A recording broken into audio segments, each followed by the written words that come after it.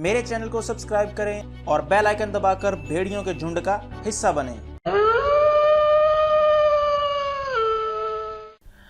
Last video में हमने देखा कि ऐश विलियम्स हेवन से अर्थ पर आकर गिरता है, जहां उसको पता लगता है कि डेराइट्स आ रहे हैं और उसे इस दुनिया को बचाना है। तो वो अवेंजर्स को वॉर्न करने के लिए जाता है, पर उसकी बात पर कोई भी भरोसा नहीं करता, जिसका नतीजा ये निकलता है कि बहुत से हीरोज ज़ॉम्बी बन जाते हैं। और वीडियो के एंड पर हमने देखा कि ऐश डैज़लर के साथ डॉक्टर स्ट्रेंज के घर की तरफ जा रहे थे, पर रास्ते में हॉवर्ड द डक उस पर अटैक करके उसे कत्ल कर देता है। अब आगे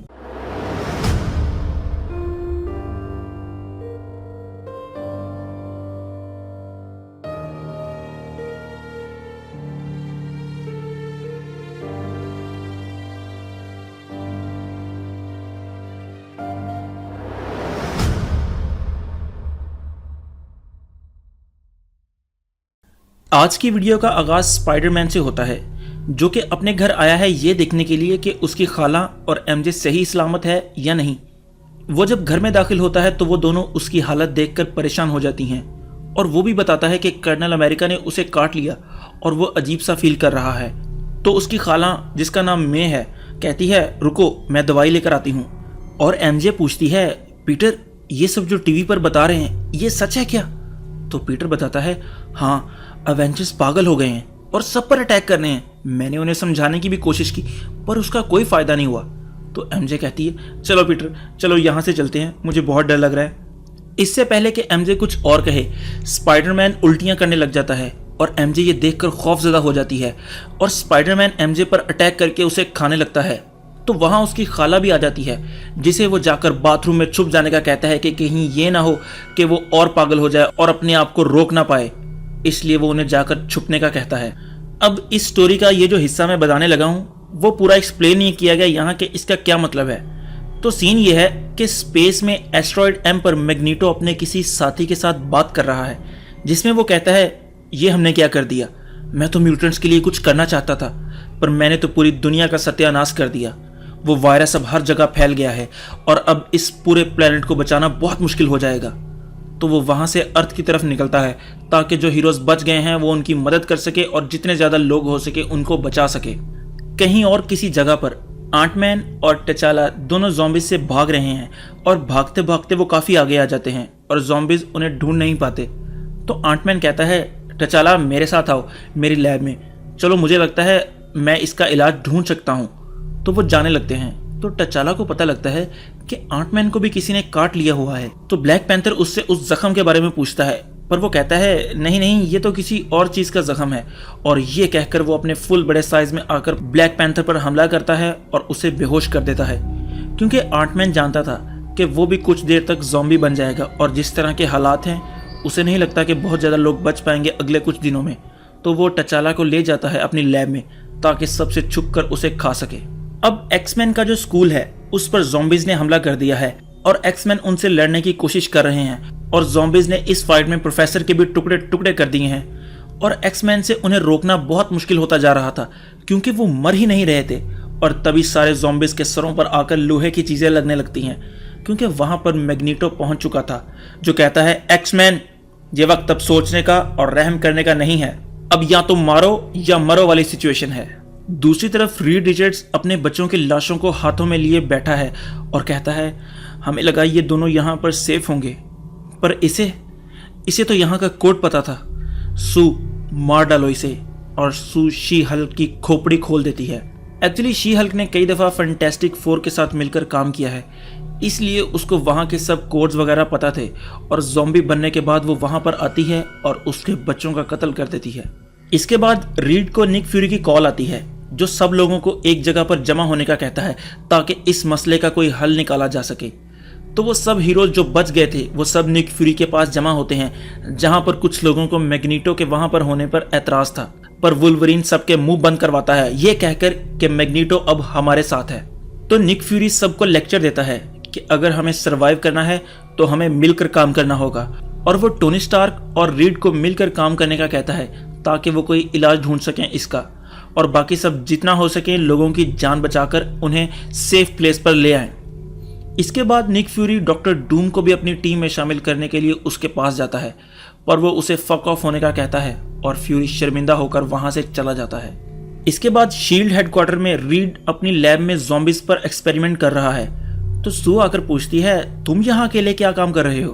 तुम्हें तो टोनी के साथ मिलकर काम करना था। पर वो बताता है कि टोनी का ही आइडिया था कि अगर हम अलग-अलग काम करेंगे तो शायद कोई ना कोई सोल्यूशन जल्दी निकल आए।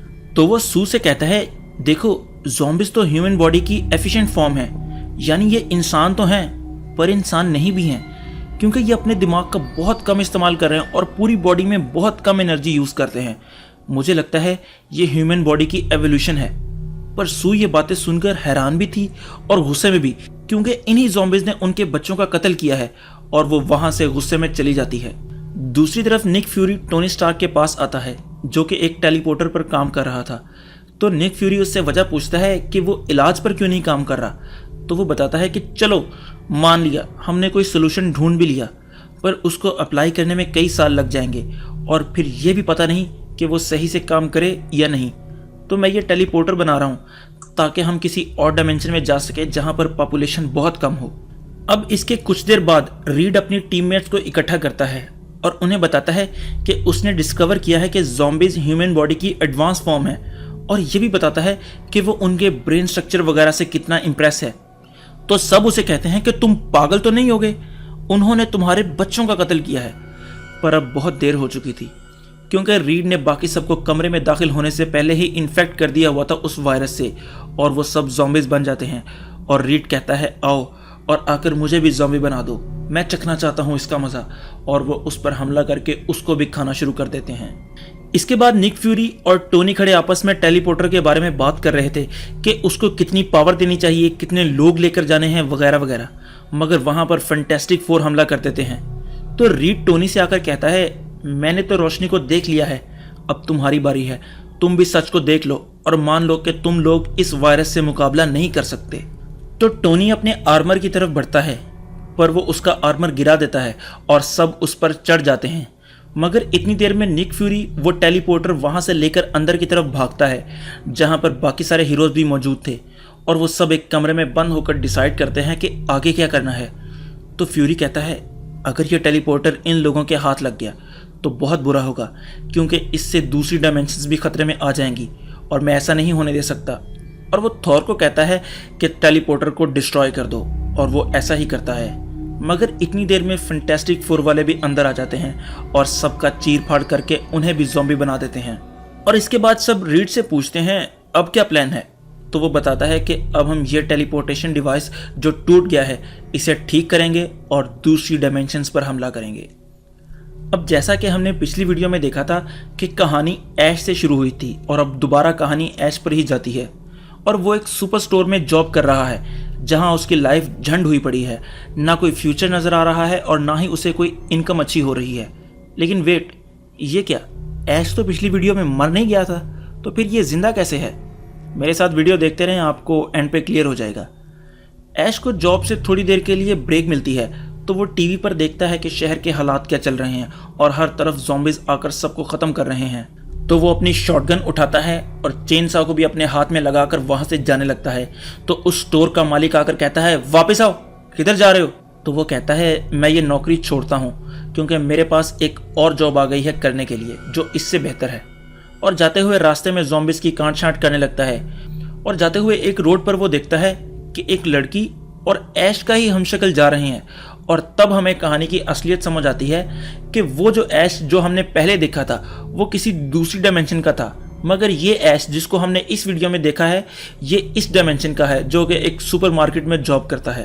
तो ऐश की नज़र उन दोनों पर पड़ती है और उनका पीछा करने लग जाता है, और वो देखता है कि वो जाते हुए एक घर के आगे रुके हैं। पर जब वो घर में एंटर होने वाले थे तो पीछे से हॉवर्ड द डक ने आकर ऐश का कत्ल कर दिया है, और वो आगे बढ़कर डेजलर पर भी अटैक करता है, और डेजलर भी अपनी पावर से उसे रोकने की कोशिश करती है, पर वो काफ़ी नहीं थी डक के लिए। पर तभी ऐश जो इस डायमेंशन का है वो आकर अपनी चेन सॉ से डक को 2 हिस्सों में काट देता है और आकर डेजलर के साथ ठरक झाड़ने लगता है। और डेजलर उसको दोबारा जिंदा देखकर हैरान थी, क्योंकि अभी भी उसके सामने ऐश की लाश पड़ी थी। मगर इसी दौरान डक दोबारा ऐश पर हमला करता है, पर इस दफ़ा पीछे से स्कारलेट विच आकर उसे ग्लास का बना देती है और ऐश उस ग्लास के बने हुए डक के सैकड़ों पीसेस कर देता है। इसके बाद स्कारलेट विच मरे हुए ऐश की जेब खोलकर देखती है तो उसको उसकी जेब से ड्राइविंग लाइसेंस मिलता है जिस पर भी नाम ऐश विलियम्स ही लिखा था, यानी ये तो क्लियर था कि वो किसी और यूनिवर्स का है। इसके बाद वो तीनों घर के अंदर दाखिल होते हैं जहां पर वो डॉक्टर स्ट्रेंज की लाइब्रेरी में दाखिल होते हैं बुक ढूंढने के लिए। मगर वो बुक्स तो जीती जागती थी, यानी वो बोलती थी और काटती भी थी। तो वो एक एक करके हर बुक से पूछने लगता है कि बुक ऑफ द डेड कहाँ है, मगर कोई भी सही से जवाब नहीं देती और ऐश एक एक करके उन्हें आग में फेंकने लगता है।